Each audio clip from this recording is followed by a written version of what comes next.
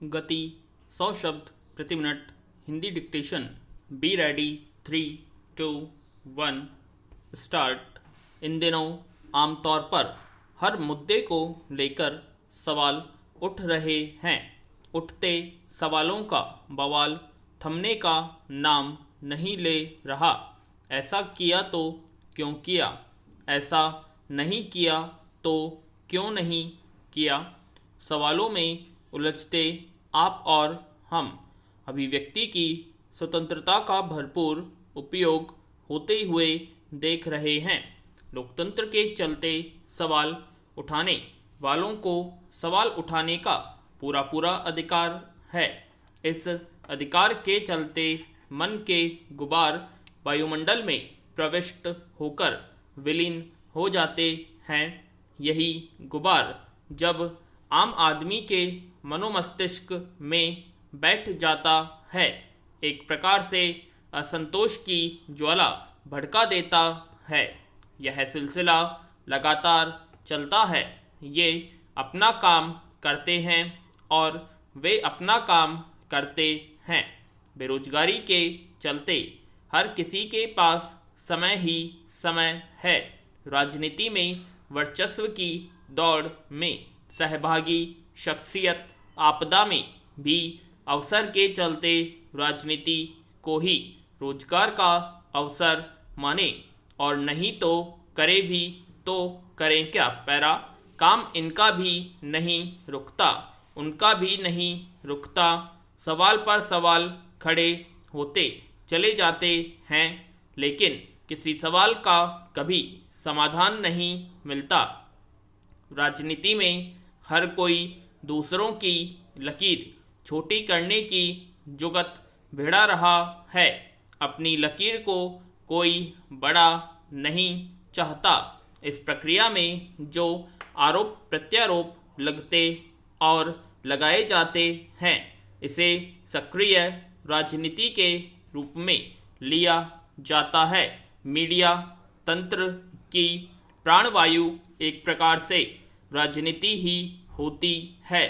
सोचकर देखा जाए कि अगर राजनीतिक समाचारों के अलावा आम नागरिकों के मनोरंजन की और कोई वैकल्पिक व्यवस्था भी हमारे पास नहीं है। राजनीति में आरोप प्रत्यारोप के अतिरिक्त व्यंग्य बाणों की बौछार और फिसलती जुबान के नज़ारे नागरिकों का भरपूर मनोरंजन करते हैं। पैरा नागरिकों का यह वर्ग जो सनसनी को पसंद करता है, किसी न किसी रूप में राजनीतिक समाचारों का ज्ञाता दृष्टता होता है। राजनीति में षड्यंत्र ही नहीं, रोमांच भी भरपूर होता है। छोटे बड़े हर एक चुनाव में प्रतिद्वंदियों को धूल चटाने के लिए नागरिकों की आंखों में धूल झोंक दी जाती है। वादे किए जाते हैं, आश्वासन दिए जाते हैं, घोषणा की जाती है और मतदाताओं के मन की बात समझने का दंभ भर जाता है। धन बल और बाहुबल तो अपनी जगह है, लेकिन कभी कभी ज्योतिष एवं तांत्रिक का भी सहारा ले लिया जाता है। गरज यह कि सत्ता सुख पाने के लिए येन केन प्रकारेण हर उस काम को किया जाता है जो सत्ता सुंदरी के वर्ण के लिए आवश्यक प्रतीत होता है। पैरा वर्तमान दौर में राजनीतिकों के चाणक्य की 4 नीतियों से कहीं आगे अनगिनत नीतियों का इजाद कर लिया है। जो दांव में आ सके उसे दांव में लेने के हर संभव हर कोई प्रयास कर रहा है। इन संदर्भों में लोकतंत्र की परिपक्वता के लिए सवाल निरंतर उठते रहना चाहिए, क्योंकि यही राजनीतिक जागृति का परिचायक बन गया है। सवाल दर सवाल, सवालों पर सवाल निरंतर राजनीति के बवाल को नई दिशा दे रहे हैं। पैरा हाल ही में छत्तीसगढ़ में पुलिस विभाग द्वारा आयोजित आरक्षक भर्ती में 15 किन्नरों का चयन हुआ, जब पहली बार यह राज्य में किन्नरों को शासकीय भर्ती के अवसर दिया गया। सरकार का यह फैसला किन्नरों को समाज की मुख्यधारा से जोड़ने में मील का पत्थर साबित होगा। यह किसी से छिपा नहीं है कि वर्तमान में किन्नर समुदाय समाज में उपेक्षित और तिरस्कृत है। प्रकृति के क्रूर मजाक और समाज की अज्ञानता और पूर्वाग्रह के कारण ही किन्नरों का जीवन काफ़ी संघर्षमय होता है। बचपन से पारिवारिक और सामाजिक दूरी होने की वजह से शिक्षा के क्षेत्र में वे पिछड़ जाते हैं। न ही उनकी शादी होती है, न बच्चे। इसका दुख अलग से।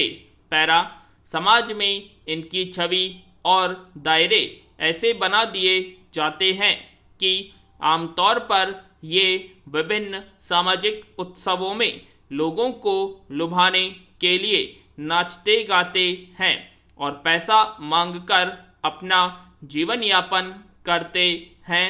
दूसरों की खुशियों में शामिल होकर वे अपने जीवन में खुशियां तलाशते हैं। विडंबना यह है कि देश के लगभग 5 लाख से भी अधिक किन्नर होने के बावजूद इतनी बड़ी श्रम शक्ति का कोई उपयोग नहीं हो पा रहा है और न ही उन्हें अपने हुनर और क्षमता को समाज में स्थापित करने का अवसर प्राप्त होता है। विराम 1994 में वोट डालने का अधिकार मिलने के बावजूद कुछ राज्यों में ही इक्का दुक्का ऐसे लोग जनप्रतिनिधि की कुर्सी तक पहुंच पाए हैं।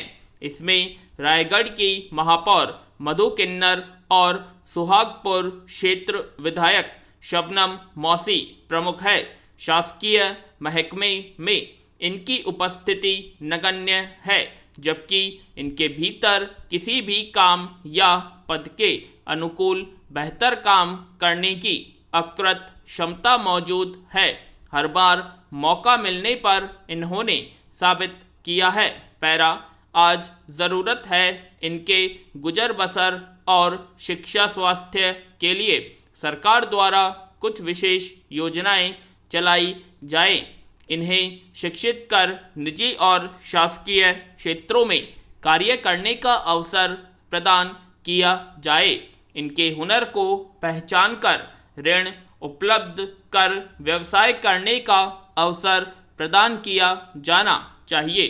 साथ ही इनके लिए एक बेहतर सामाजिक माहौल सुनिश्चित करने की ज़रूरत है, ताकि ये भी एक सम्मानजनक जीवन जी सके, लोगों से अपनापन हासिल कर सके और अपना बांट सके।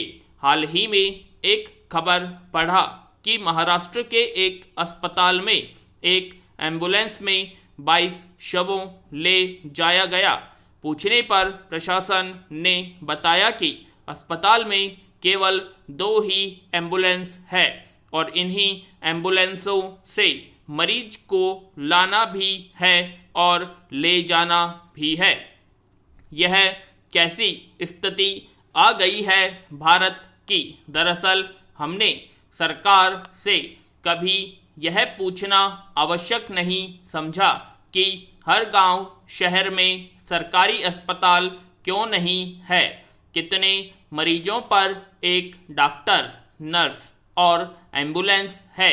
हमें तो सिर्फ इससे मतलब है कि सरकारें कहाँ कहाँ मंदिर और मस्जिद बनवा रही है। जब बात मंदिर मस्जिद की आती है तो हम किसी के कहने भर से मरने या मारने को तैयार हो जाते हैं, लेकिन जब बात अस्पताल, स्कूल, कॉलेज की आती है तो कोई लोग यह नहीं पूछते कि सरकार ने कब बनवाने थे। इनमें पर्याप्त संख्या में डॉक्टर, नर्स, शिक्षक हैं या नहीं? क्या इन सबके जिम्मेदार हम खुद नहीं हैं? आखिर हम सरकार से सवाल कब पूछना शुरू करेंगे? स्टॉप।